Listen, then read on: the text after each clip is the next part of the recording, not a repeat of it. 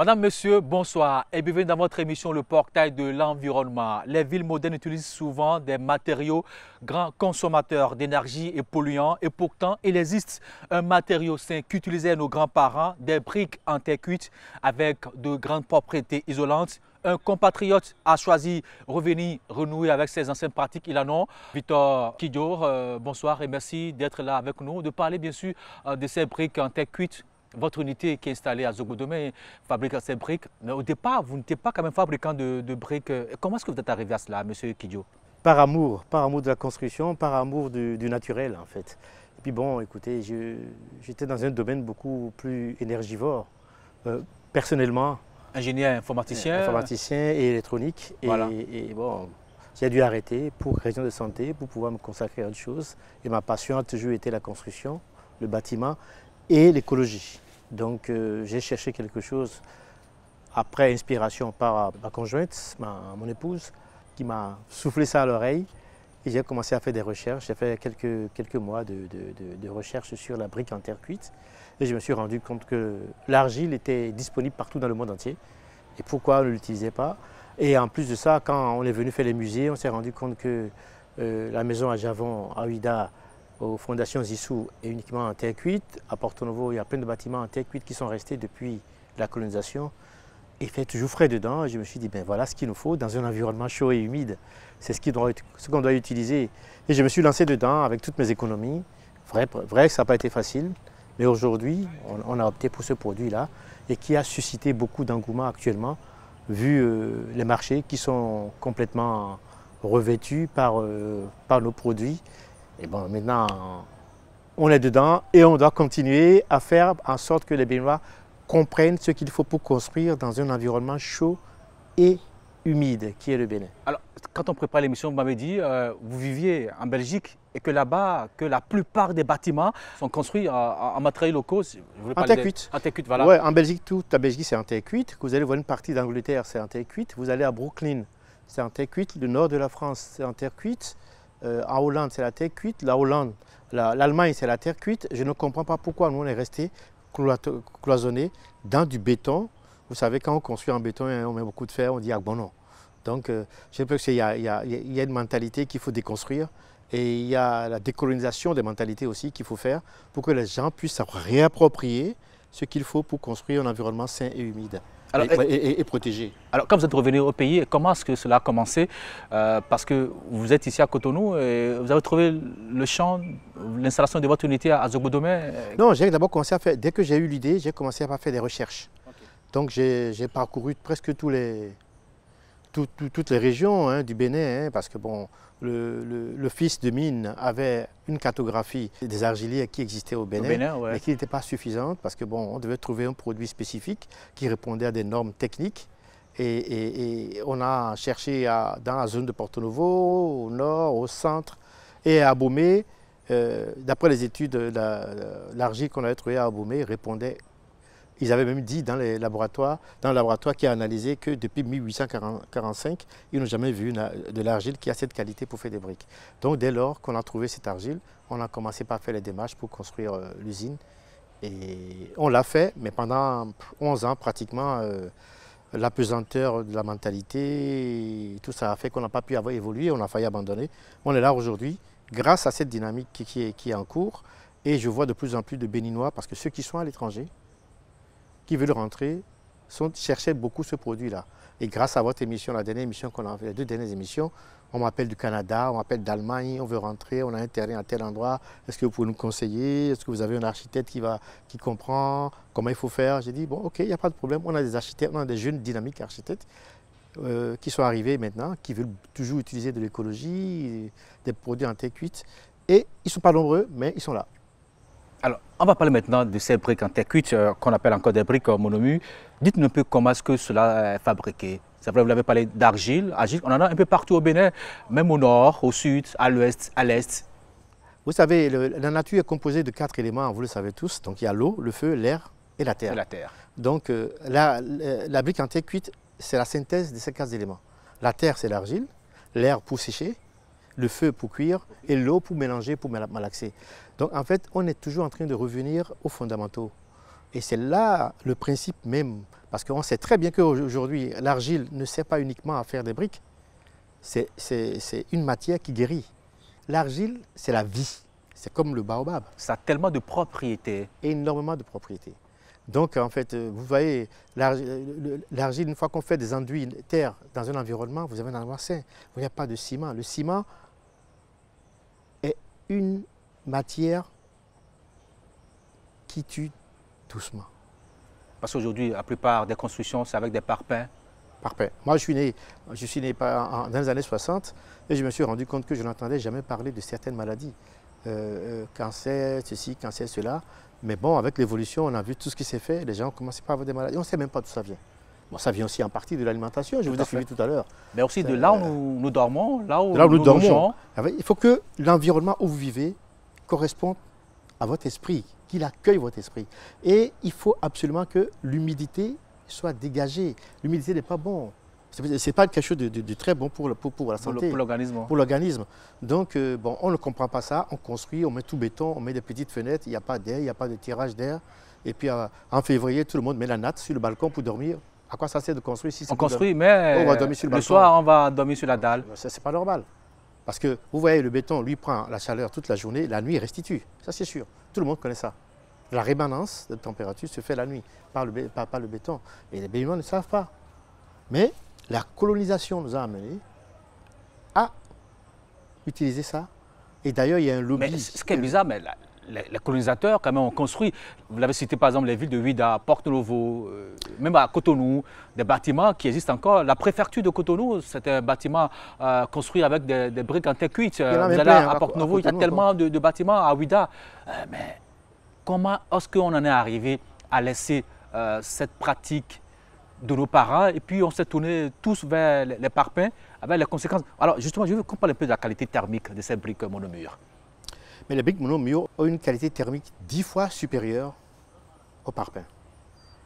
C'est-à-dire que quand vous regardez d'abord thermique, au niveau température ambiante de l'intérieur du bâtiment, mais non seulement elle résiste au feu. Donc quand vous prenez une brique de 10 avec de l'enduit, vous avez 2 heures de résistance pour que le feu se propage d'une partie A à une partie B. Si c'est une brique de 15, c'est 4 heures de propagation. Et quand c'est une brique de 20, c'est 6 heures la propagation. Donc ce que nous avons eu au marché d'Antokpa, avec le feu qui a ravagé tout l'argent qu'ils ont déposé, si c'était construit en terre cuite avec des murs de 20, les pompiers auraient eu... On pourrait sauver beaucoup de choses. Beaucoup de choses avant que ça ne parte en feu. Donc, en fait, il y a toute une mentalité qu'il faut reformater pour que les gens comprennent. Parce qu'ils voient le rouge comme ça. Le rouge qui vient de la brique, quand vous voyez l'argile, elle est jaune. Plus vous avez de l'oxyde de fer, plus la brique est rouge, plus vous avez le sulfate d'aluminium et de magnésium ou de silicium, plus l'argile est rose et saumon comme ce que nous fabriquons. Et nous avons 82 mètres de profondeur d'argile à Zobodomé, de différentes couches d'argile. Ça veut dire qu'on en a en grande quantité. À Banizon, à Bomé, Zobodomé, Massi, partout il y a de l'argile de bonne qualité. Kotovi, Alada, c'est de l'argile de bonne qualité. Donc en fait, on a de quoi construire. Et les gens me demandent toujours, mais quand vous avez prélevé l'argile, qu'est-ce que vous faites pour l'environnement? Et je les ai envoyés à chaque fois aller demander à Google, qu'est-ce qu'on fait après l'exploitation d'une carrière d'argile en général, ou bien on fait de la pisciculture, ça se fait au Congo, au Rwanda, avec des tilapias, ou bien alors on laisse l'écosystème s'installer, parce qu'il y a de l'eau qui reste, l'argile retient l'eau, qui reste, et puis vous avez les oiseaux qui viennent s'abreuver, vous avez les bêtes, les varans qui se développent, en fait il y a un écosystème qui se développe toujours autour. La nature reprend toujours le dessus. Donc, Dieu qui a créé l'argile sait qu'on va l'utiliser pour construire, pour se soigner, parce qu'à l'époque, quand j'étais petit, on avait des jarres. À la maison, on mettait du sable de mer. Même devant la maison, où les passants venaient chercher de l'eau. Voilà. On déposait ça à moitié, et la jarre était entourée de terre humide. Et quand tu prenais l'eau, c'est toujours frais, tu bois. Et ça, c'est inspirant, tout de suite. Et aujourd'hui, bon, il faut qu'on passe à ça. Il faut qu'on oublie cette... ou bien on construit en terre carrément, en terre pure, comme on fait de l'adobe, comme à l'ancienne, ou bien on fait du pisé. Le pisé, c'est très bien primé, parce que bon, c'est plus dur que le béton, hein, le pisé, contrairement à ce qu'on pense. Il n'y a pas de ciment, il n'y a pas une once de ciment dedans, il n'y a que de l'argile et de la terre qui est compactée. Et on construit des maisons. Donc on doit revenir aux fondamentaux pour pouvoir avoir un environnement sain. Il y a trop de maladies actuellement. Alors justement, on parle aussi de sa durée de vie illimitée. Illimitée, oui. Vous avez vous savez, ça a été découvert 9000 ans avant Jésus-Christ. On a découvert des poteries avant l'avènement de Jésus. Donc la terre cuite, d'abord, on parle de stabilité de forme. Vous pouvez le mettre en dessous d'un robinet, ouvrir l'eau, vous n'allez jamais avoir de déformation d'eau. Contrairement à un parpaing qui va se faire un trou et qui va creuser, jamais. Elle a l'avantage, quand il pleut et la pluie frappe, quelques minutes après ça sèche. Vous n'avez pas d'humidité. Donc en fait, elle n'a que des propriétés positives. La brique a fait barrage à l'humidité. Elle fait barrage à l'humidité, à la chaleur, elle est résistante au feu, elle est légère au niveau de la construction. En fait, il n'y a que des qualités, je n'en connais pas. Alors, si si j'ai une maison ici en Afrique où il fait chaud, à l'intérieur, ça emmagasine un peu d'humidité, mais en Europe, ça permet d'avoir une température plus ou moins, on dit, je rappelle que c'est 24 degrés, ce qui permet quand même de vivre normalement. Normalement. Bon, qu'est-ce qui se passe en général?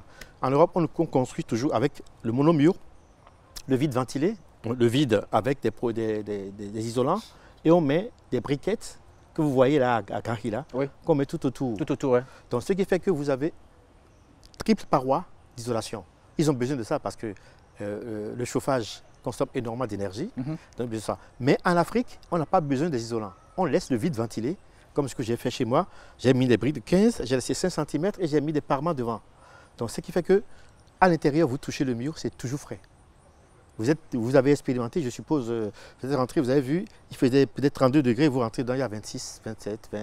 La différence de température, elle est nette. Elle est nette. Bon, je connais un monsieur, il m'a dit à un moment donné, il habitait sous toit, sous dalle, et il n'arrivait pas en février. Il ne dormait pas. Il ne dormait pas. Il faisait extrêmement chaud. Et il m'a dit, monsieur Kidjo, donnez-moi des ourdis de vin. Et il les a posés uniquement sur la dalle. Sur la dalle, il les a collés, tout sur la dalle, il n'a pas coulé. Hein. Et il m'a dit, j'ai gagné 7 degrés. C'est incroyable ce que j'ai gagné. Enfin, vous voulez dire que sa construction était là? C'est fini. Tout est fait en parpaing, en béton. La dalle est là. Oui. Et là seulement, c'était les briques. Les houdis. De hauteur 20. Il les a tous collés dessus. Il a étalé partout sur la toiture. Et c'est fini. Et il a gagné 7 degrés. À l'intérieur. Ouais. Donc en fait c'est empirique. C'est-à-dire, vous savez, aujourd'hui, quand les gens veulent faire, on veut faire un musée à Cotonou, on veut faire un truc à Cotonou, on les voit, on les excite. Ils m'appellent, monsieur, vous avez des essais, laboratoire, vous avez des tests. La terre cuite est universelle. Je n'ai pas rien à démontrer, je ne dois pas faire les essais. Ils vont sur Internet, ils voient tous les essais de la terre cuite. On a des briques qui résistent à 80 bars. Donc vous pouvez construire jusqu'à R+3 hein, sans utiliser pratiquement le fer. Mais seulement on a peur parce que les gens ils viennent casser une paroi pour dire qu'ils vont élargir et puis ils vont faire tomber la maison. Sinon, normalement, en Belgique et en France, il y a la norme Bénor qui dit que vous pouvez construire des prescriptions jusqu'à R+3 sans fer. Alors, l'autre propriété qui voit me sidère, c'est qu'on dit que la brique monomure peut supporter un poids de près de 80 tonnes. On vous dit que 80 bars de résistance à la compression, ouais, c'est dingue. Hein? C'est vrai, parce que la céramique, c'est cuit. Donc, vous avez l'agglomération de la matière dans le feu. Quand vous sortez une brique, quand on est à 850 degrés, et vous prenez une barre de fer, vous sortez une brique, c'est quasiment transparent comme si vous sortez une bouteille. C'est au refroidissement que vous voyez sa couleur qui se fait. Donc, en fait, c'est aggloméré complètement, c'est du dur, c'est de la céramque. Seulement, il ne faut pas laisser tomber brutalement au sol quand c'est des creux, parce que ça se casse. Mais une fois que c'est posé, c'est possible. Et ça résiste aux normes sismiques. Ça veut dire que quand on construit avec des briques monomures, même quand il y a un tremblement de terre, oui, ça résiste? Bon, d'abord, la brique en terre cuite, une brique de 15 pèse le tiers du poids d'un parpaing de 15. Donc, vous n'avez qu'à calculer la descente de charge, vous avez le tiers du poids d'une maison conventionnelle par rapport à votre maison en terre cuite. Ok, on va maintenant à la régie, on va quand même suivre cet élément qui nous présente un peu les propriétés des briques monomures. Suivons plutôt. Sur ce site, deux types de maisons se côtoient. L'une est faite en béton, comme la majorité des maisons urbaines. L'autre est une maison d'un autre genre, conçue avec un matériau naturel. Ce matin, cet entrepreneur vient suivre l'avancement des travaux. Bonjour, bonjour. Ah, parfait. Et le chantier? Oui, ça va. Magnifique. C'est très bien fait, cette enduit de terre. Ici, un nouveau matériau règne en maître, la terre crue, dans ce qu'on appelle une construction en BTC pour briques de terre comprimées. Donc ici, on est dans la toute première villa Feng Shui, 100% fait en BTC. et 100% écologique, à un point tel que vous ne verrez pas de béton ici. Si on regarde ici, même les poteaux qui supportent la maison sont faits en BTC. Donc, pas de poteaux en béton. À l'intérieur de la maison, une sensation de fraîcheur se dégage. Et c'est l'un des points forts des constructions en BTC. Comme vous le constatez, il fait très frais. Donc, contrairement aux agglos, ici, la température serait beaucoup plus chaude. Donc ici, on garde une maison en terre, ça garde le frais. Pas besoin de climatisation. Pas de climatiseur, c'est bon pour la planète, mais aussi pour le portefeuille. D'ailleurs, si les propriétaires ont décidé de construire en terre, c'est essentiellement parce que ce matériau est beaucoup plus économique. Le BTC est nettement plus avantageux que le parpaing parce que la terre, elle coûte beaucoup moins cher et tout est fait à base de terre. L'enduit, les BTC, c'est à base de terre. Donc le camion de terre coûte la moitié du prix du camion de sable. Donc c'est clair qu'en gros œuvre, le BTC est 30 à 40% moins cher que le parpaing. Un matériau nettement moins cher que le parpaing, mais aussi plus écologique. La seule production de ciment, ingrédient clé du béton, génère 7% des émissions mondiales de CO2. Les constructions BTC, quant à elles, ont un impact environnemental proche de zéro. La terre crue n'utilise que 3% de l'énergie utilisée dans une construction en béton. Bonjour, bonjour. Ça va bien? Bon travail. Ok, les briques sont belles. Ça, c'est la production d'aujourd'hui? Ok. Ici, nous sommes sur notre unité de fabrication de briques. Nous sommes en train de produire 180 000 briques. Donc, comme vous voyez, la brique, elle est très solide, elle ne se casse pas. C'est ça la beauté de la brique de terre. Pour préparer leur retour au pays, ils sont nombreux à avoir déjà construit des maisons en terre. Notre guide, Lionel Menzan, son entreprise surfe sur ce credo. Ici, en fait, nous sommes sur une villa, 4 pièces, dont 3 chambres salon, qui est en train d'être construite depuis 6 mois en BTC, qui appartient à l'une de nos clientes qui est à Diaspora, en France, à Paris. Donc là, l'objectif, justement, c'est de livrer une maison écologique. Comment ça va? Ça va bien. Ok, bon, je fais un petit tour pour voir un petit peu l'avancement des travaux. Voilà, donc on va faire le tour ensemble. D'accord, alors. Et donc, nous sommes à quel niveau là? Bon, pour le moment, on est au niveau de la pose de tout ce qui est tuyauterie pour l'électricité. Nous avons en fait de plus en plus de demandes en fait pour les constructions en BTC, plutôt provenant en fait des personnes de la diaspora. Aujourd'hui, on a tendance à rentrer dans des constructions écologiques avec justement le BTC, car il a vraiment beaucoup d'attributs en fait au niveau écologique. Donc là, nous avons maintenant une dizaine de chantiers de ce type-là. Les constructions en terre abritent aujourd'hui un tiers de la population mondiale. Alors, M. Kidjo, on revient pour parler un peu de ces briques monomu. Vous savez, aujourd'hui, quand on va dans nos grandes villes, la plupart du temps, tout le monde est construit avec des parpaings. Alors, comment faire aujourd'hui pour changer la donne? C'est question, on ne demandera pas aux gens de casser tout. Est-ce qu'il y a une solution qu'on peut trouver pour quand même gérer un peu ce problème de chaleur, surtout que nous traversons ces temps-ci un bouleversement, c'est le changement climatique, il fait extrêmement chaud. Comment peut-on s'y prendre pour réduire un peu, voilà? Doubler les murs extérieurs. Doubler tous les murs extérieurs? Oui, en laissant du vide ventilé, parce qu'il y a des joints de dilatation qu'on laisse exprès pour que l'air puisse rentrer dans les joints de dilatation, pour faire circuler l'air, pour pouvoir éviter. Première chose. Deuxième chose, tous les vitrages, simples vitrages, sont des ponts thermiques. Il faut mettre de double vitrage, de bonne qualité, avec rupture de pont thermique, pour pouvoir éviter. Ça, c'est la deuxième chose. Troisième chose, il faut des tirages. Quand l'architecte conçoit la maison, il faut qu'il y ait des tirages d'air de part en part pour que la maison soit aérée. Ça, c'est la troisième chose. Donc, il y a problème technique, il y a problème de conception et problème d'orientation du bâtiment. Très important. Bon, là, maintenant, je ne vais pas faire leur travail à leur place. Moi, je me documente énormément. Je ne peux que dire ce que je lis et ce que je vois et ce que je visite quand je voyage parce que je suis très curieux. J'ai mon épouse qui est architecte, ma fille qui va être architecte. J'apprends beaucoup avec elle. Donc, je me dis, il nous reste quelque chose. C'est-à-dire, les architectes doivent épouser leur environnement. Première chose. Doivent concevoir en fonction de leur environnement. Deuxième chose. Vous voulez dire on doit décarboniser nos constructions? Pas seulement ça, mais il y a la technique, l'orientation, le mode de construction avec des coursives autour du bâtiment pour éviter que le soleil ne veuille frapper les murs. Il y a plein de choses que les Blancs avaient fait dans le temps dont on peut s'inspirer. Parce que beaucoup sont arrivés et on le fait des HLM.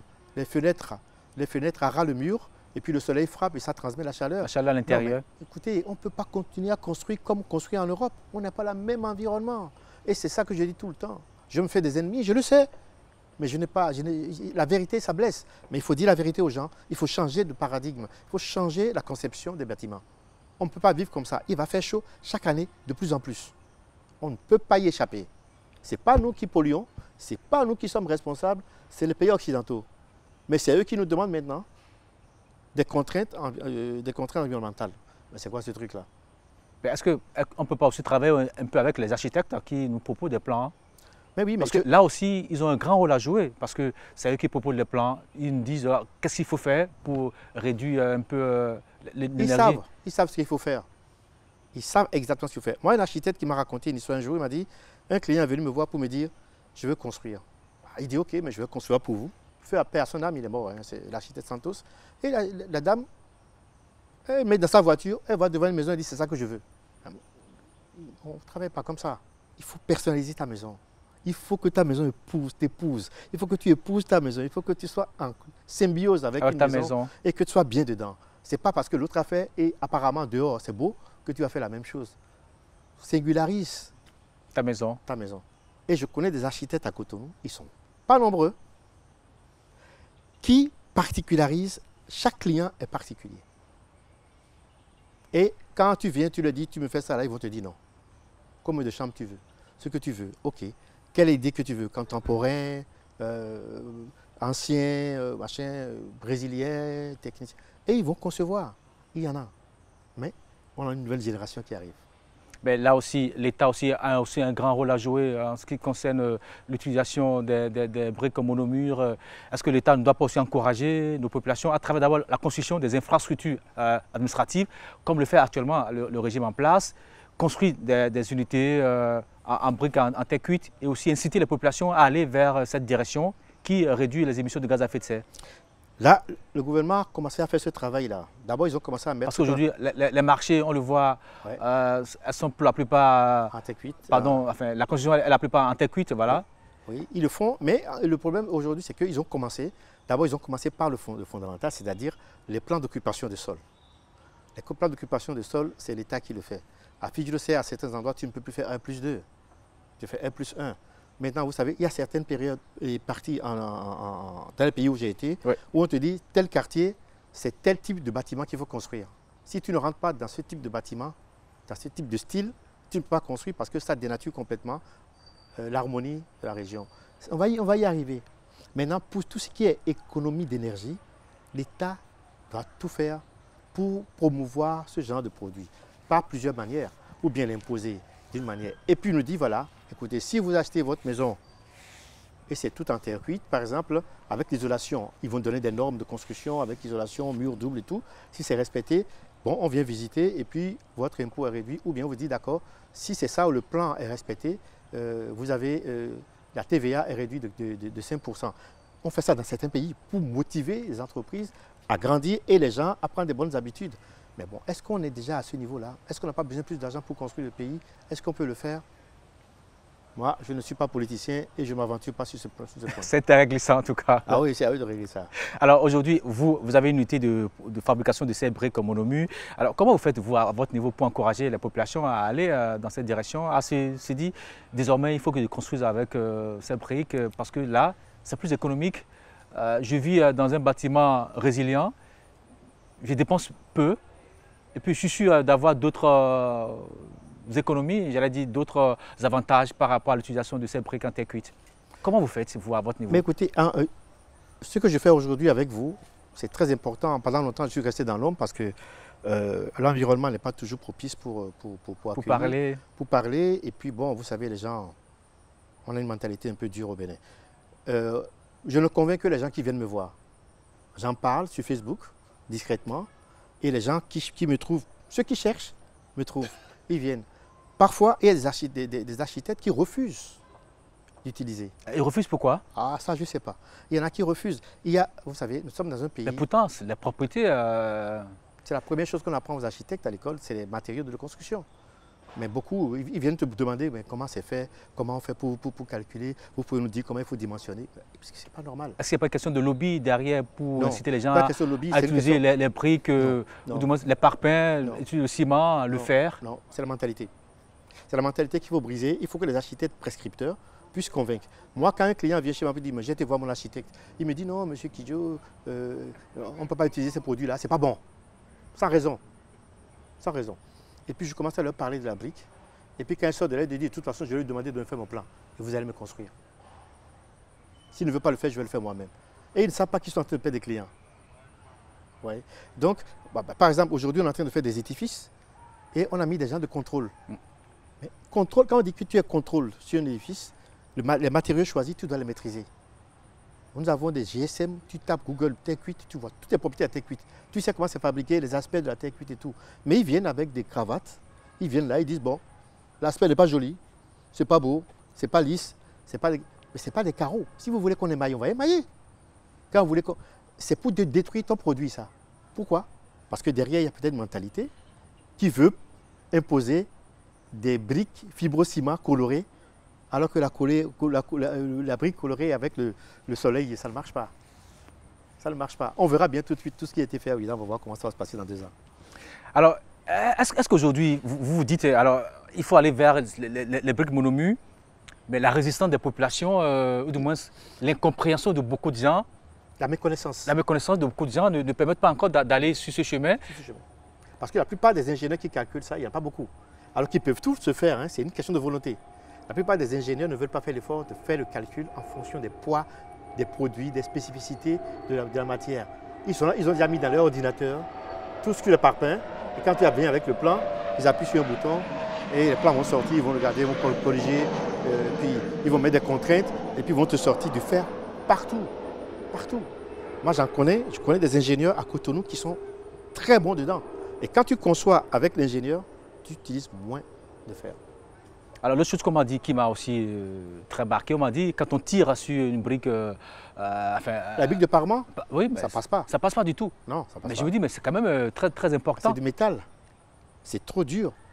C'est pour ça qu'on construit. Vous allez voir souvent, dans certains pays, les grosses banques, les grandes banques aux États-Unis, vous allez voir que c'est des doubles murs. Il y a le monomur derrière pour l'isolation, mais en façade, c'est des blocs de terre cuite pleine qu'ils utilisent pour éviter tout ce qui est bazooka, tir à enchaîne, tout ça là. Non. Ils ont même des vitres aujourd'hui anti-bombes. Tu peux faire une déflagration, ça ne bouge pas. Donc aujourd'hui, tout le monde cherche à sécuriser sa maison. Vous n'avez pas le feu. Vous avez l'isolation thermique, vous avez l'isolation acoustique. Et vous avez, en fait, c'est à l'utilisation qu'on comprend la terre cuite. Moi, pendant tout le mois de février, je n'ai pas allumé la clim au salon, puisque j'ai fait un système où j'ai du tirage de l'air partout. Et il y a des auvents qui dépassent, donc même si ça tapait le mur, c'est un double mur. Donc à l'intérieur, c'est toujours frais. Tout le monde criait, il fait chaud. Moi, quand je quitte le bureau à midi pour manger, je rentre dedans. Je suis heureux de rentrer chez moi. C'est-à-dire que quand vous sortez, vous allez faire des courses, vous êtes même pressé de rentrer à la maison. Ah oui, je suis parti de rentrer. Mais je ne vais même plus aller dehors pour aller boire un verre, parce que je suis bien chez moi. Et c'est ça que ça doit être. Construire une maison dans laquelle vous êtes bien quand vous rentrez. Et ça doit être, c'est un souci en moins. Moi d'août, j'ai intégré la maison avec mon panneau solaire que j'ai mis dessus. J'ai payé 20 000 francs. Sur 3 mois, j'ai payé 20 000 francs d'électricité. Bon, donc, parce que j'ai reçu 1 ou 2 fois des gens, et quand il y a beaucoup de personnes dans un salon, il y a la température 37 degrés, donc il faut mettre un peu de clim, sinon je n'ai pas payé. Je n'ai pas payé. Mais il y en a qui disent quand même que construire avec ces monomures, que ça coûte plus cher que de construire avec les parpaings. Bon, qu'est-ce que vous appelez cher? La brique ne représente que 10% de 10 à 12% de la construction d'une maison. Ce n'est pas la brique qui coûte cher. C'est la finition qui coûte cher et les matériaux choisis pour faire la finition. Ça, on a mis dans la tête des gens, on tord la tête aux gens pour dire que c'est plus cher. Pourquoi? La brique est à 460. Une brique fabriquée normalement, suivant les normes, en faisant le nombre de briques par paquet de ciment prescrit, le parpaing par paquet de ciment prescrit, revient au même prix que nous. Sauf si on met beaucoup de sable et on fait 32 briques au lieu d'en faire 15. Mais le plus de sable que de ciment, c'est la chaleur garantie. Il suffit de marcher sur la plage à midi, pieds nus, et vous allez comprendre que quand il y a plus de sable que de ciment dans une brique, vous ne pouvez pas dormir dans la maison. Il fait plus chaud. Mais évidemment, le sable, il emmagasine. Non seulement il emmagasine, et quand il y a de l'humidité, ça devient noir. Vous allez voir des murs qui sont noirs là, avec de l'humidité quand il pleut là. Hein? Avec le champignon vert, le champignon, c'est pas bon. Ça amène des maladies. Donc il faut que les gens comprennent que construire sainement une fois, c'est mieux que de faire des économies d'apothicaire et de reprendre. Nous n'avons jamais de fissuration avec les briques en terre cuite. Vous ne pouvez jamais avoir une fissuration dans une brique en terre cuite. Une fois que c'est construite, vous allez avoir une fissuration dans les joints de ciment, si c'est mal fait. Donc en fait, et en plus de ça, nous avons des prescriptions, nous avons des méthodes pour permettre aux gens de construire avec des guides de joints qui font que vous n'utilisez pas beaucoup de ciment. Des joints de 1 cm. Vous voyez les maisons qui construisent avec les parpaings, là, vous avez parfois des joints de 4 cm, de 3 cm. Mais c'est du ciment que vous jetez. Et donner des cours aux maçons pour construire, apprendre à utiliser les fils d'aplomb, un mur d'aplomb, un mur droit, pour ne pas venir balancer de l'enduit, du ciment en pagaille pour redresser après. Non, il faut de la formation. La formation est primordiale. C'est qu'aujourd'hui, il faut qu'on forme les maçons. Moi, je forme les artisans maçons, il faut les former régulièrement à l'utilisation de ces monomures. C'est ça. Nous, on les forme tout le temps. Actuellement, on est en train de travailler avec une trentaine de maçons sur toutes les techniques, monomure, parement, plaquettes. Et ils vont quitter là, ils vont former d'autres personnes. C'est ce qu'on fait. On a travaillé sur le fort portugais pour poser les pavés en terre cuite. Vous savez, ils sont venus pour faire une expérience la fois dernière parce qu'ils sont persuadés d'encore, comme on fait chez nous, de détruire le produit. Ils sont venus avec une grue pour dire qu'ils veulent charger quelque chose. Ils ont déposé la grue sur les briques en terre cuite. Ils ont porté des trucs lourds. Ça n'a pas bougé d'un iota. Et ils étaient tous étonnés. Donc, vous voyez, au Bénin, il faut prouver, il faut amener la preuve des racontars. Parce qu'il y a beaucoup de racontars, il y a beaucoup d'ignorants qui s'ignorent dans ce pays-là. Alors, M. Guedjo, c'est quoi la différence entre un monomure et un parement? Le parement, c'est esthétique. Le monomure, c'est structurel. La structure du bâtiment. Et le parement, c'est pour embellir. Quand vous mettez des parements sur un mur, vous n'avez plus besoin de peindre. Pareil aussi pour les monomures aussi? Les monomures aussi, mais le monomure, lui, a un rôle uniquement. Le monomure a un rôle uniquement de structure. Il faut, si vous voulez garder le monomure, vous pouvez faire des joints très fins, mais il faut que le maçon soit propre. Parce que le ciment qui coule sur la brique laisse ses traces. C'est pour ça qu'après, on vient faire un parement. Et le parement te permet, comme c'est des briquettes, ça vous permet d'avoir des montages, des appareillages carreaux, des appareillages en croix, des appareillages en décalé, et tout ça là pour donner une structure, une belle structure à la façade, ou des décalés pour faire de l'ombre sur la façade, pour donner des reliefs et tout. Et comme ça ne change jamais de couleur, toute sa vie durant 100 000 ans, vous n'avez pas de peinture à faire. Et vous pouvez mettre la peinture si vous voulez mettre la peinture après chaque saison de pluie, avec la peinture, la qualité de produit qu'on achète ici, vous pouvez faire. Est-ce qu'en mettant de peinture, on ne risque pas de réduire les propriétés de ces briques? Non, la peinture se fasse avec la pluie ici. Et vous savez, après 2 ans, moi j'ai vu beaucoup de bâtiments. À l'intérieur, pas à l'extérieur? À l'intérieur, il faut mettre de l'enduit. De l'enduit? De l'enduit coloré, de l'enduit terre. Ça, vous savez, à partir du moment où on commence à utiliser la brique en terre cuite, on crée beaucoup d'emplois exogènes. Les enduiseurs, les poseurs de parement, les poseurs de structurels et tout ça là. Donc il y a tout un pan. Moi je suis en train de former des maçons aujourd'hui qu'on appelle partout. Et ça, ils ne peuvent même pas répondre. Parce qu'ils ont eu la patience d'enlever de leur cerveau le parpaing et de s'adonner à la terre cuite. Et ça que je dis toujours, il faut que les Béninois changent de paradigme. Il faut qu'on évolue, qu'on s'ouvre l'esprit vers quelque chose d'autre qui est bien et qui a toujours été bien et qu'ils savent. Vous savez, c'est les paysans, à Zogodome et tout ça, c'est les premières personnes qui m'ont acheté mes briques. Ce n'est pas les intellectuels, hein. C'est eux qui détruisent le produit plus que les paysans. Hein. Et c'est ça le problème qu'on a ici. C'est quand même curieux de savoir cela. Ils ont connu ça pendant l'enfance, donc mais je ne comprends pas. Est-ce qu'on va à l'école pour devenir bête ou on va à l'école pour évoluer? C'est ça qu'il faut voir maintenant. Parce que moi, mon problème, c'est que plus je vois notre société, est-ce que c'est l'école nouvelle qui nous a amené ça ou autre chose? Je ne sais pas, parce que l'esprit critique n'y est plus aujourd'hui. Et puis, on a cette volonté de détruire quelque chose. On n'encourage jamais un Béninois qui entreprend quelque chose. C'est rare. Vous voulez dire que vous avez tellement de difficultés à installer votre unité, c'est ça, à faire ce que vous faites aujourd'hui? Mais j'ai eu beaucoup de difficultés. Quand je l'ai fait, j'ai vu toutes les banques ici. Personne ne voulait accompagner. Et aujourd'hui, il n'y a qu'une seule banque qui m'a accompagné, qui a compris et qui sait très bien que c'est porteur. Qui sait très bien que c'est porteur. Et aujourd'hui, on se demande, mais non. Écoutez, on a un apesanteur intellectuel, on a une rupture, ou bien beaucoup sont lobotomisés, je ne sais pas, mais il y a quelque chose qui ne va pas. Et ce qui m'étonne le plus, c'est sur les chantiers. Ils vont venir, ils vont dire, ouais, c'est rugueux. Mais dans aucun pays au monde entier, la brique n'est lisse quand même. Ce n'est pas de carreaux. Et les gens cherchent les aspects archaïques, rustiques, pour pouvoir donner un caractère à leur bâtiment. Et il y a qu'au Bénin, si tu fais des briques de 15, et tu vas venir dire, je veux des briques de 25. Si tu fais des houdis de 10, il va dire, moi je veux des houdis de 17. Mais enfin, que voulons-nous? Chaque moule coûte 22 000 euros. Et lui, il veut 50. Moi, je vais acheter 22 000 euros pour faire 50 briques pour lui. Et on est toujours dans ce travers de croque en jambe. Il fait quelque chose de l'encourager, on le fait tomber. Non, mais on a quelque chose de beau. La terre cuite, c'est magnifique. L'argile, utilisez l'argile pour vous soigner. C'est bon pour tout. Maladie de peau, on met ça dans du savon, on boit, cataplasme, on construit avec. Et ça, toujours. Nous, on fabrique. Nous, on a fait des tests, on fabrique aujourd'hui. Mais on n'a pas encore commencé par divulguer ça. On fabrique aujourd'hui de la peinture à base d'argile naturelle. Il n'y a pas de coffre dedans, il n'y a pas de produits chimiques dedans. Et c'est tout à fait sain. Ça tue les microbes. Ça tue les microbes à l'intérieur. Donc les gens, quand ils vont toucher ça bientôt, tous ceux qui ont des allergies au coffre, à la colle qui est dans le bois, à la colle qui est dans le ciment, ouais, et tout ça là, ils vont tous venir vers nous pour commencer à nous demander de la peinture à base d'argile. Au niveau de votre unité, je crois que vous continuez encore à faire la fabrication de ces monomures de façon artisanale. Ce n'est pas artisanal, c'est semi-industriel qu'on a aujourd'hui. Semi-industriel, voilà.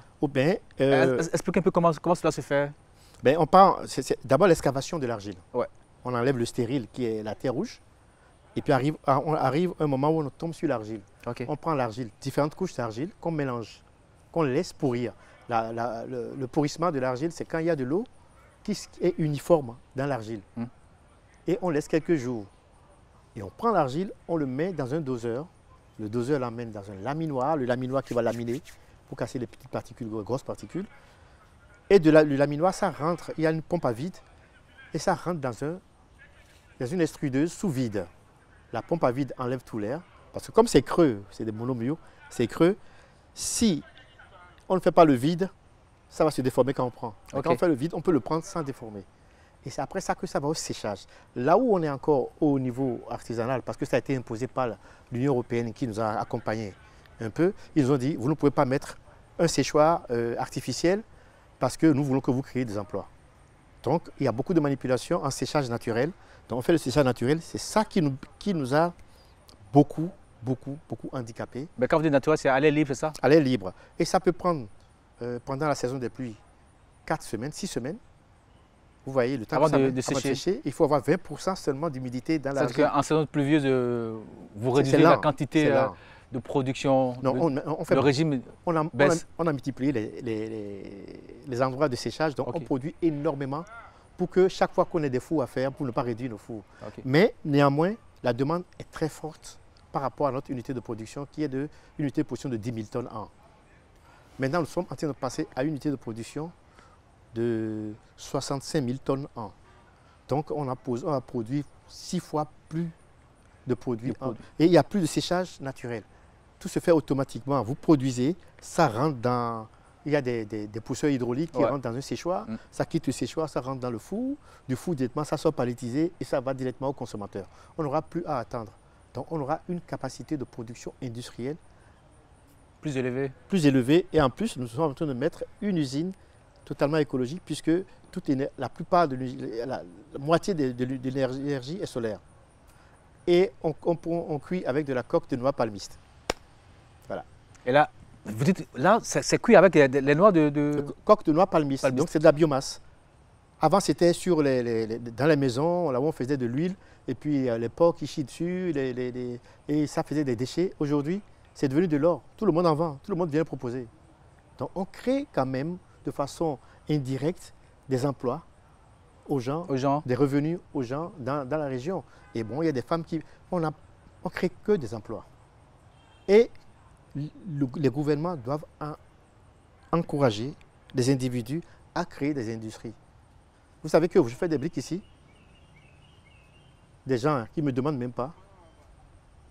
Ils disent qu'ils ne peuvent pas nous livrer. Ils vont au Nigeria pour chercher, vous savez. Alors que le produit est ici au Bénin. Vous connaissez le Béninois qui aime que le Béninois évolue. Vous avez déjà connu ça? C'est le pays qui est comme ça. Et c'est ça notre problème, notre apesanteur, c'est ça. On peut développer ce pays-là. Regardez tout ce que le président fait. Je suis né en 1960. J'ai vu tous les grands magas, romanétiques, tout. Et j'ai l'impression de rêver debout. Mais c'est pas... On peut faire tout dans ce pays. On peut produire les panneaux solaires, les briques, les ciments, les voitures, les pneus, on peut tout faire. Mais quand quelqu'un se lève là, on le fauche en l'air, on le fait tomber. Parce qu'on n'aime pas voir l'évolution. Et c'est ça le gros problème.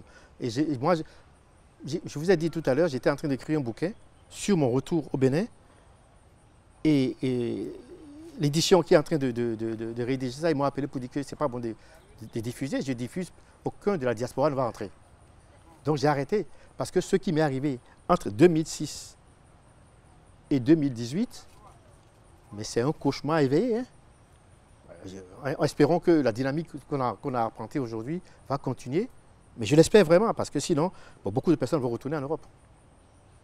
Si on doit avoir le même canevas de ce qu'on a connu avant, qui va arriver là, moi je serai le premier avant de partir.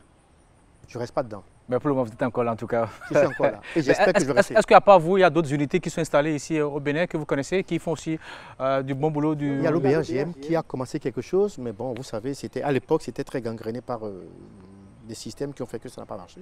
J'ai essayé de les aider, ça n'a pas marché.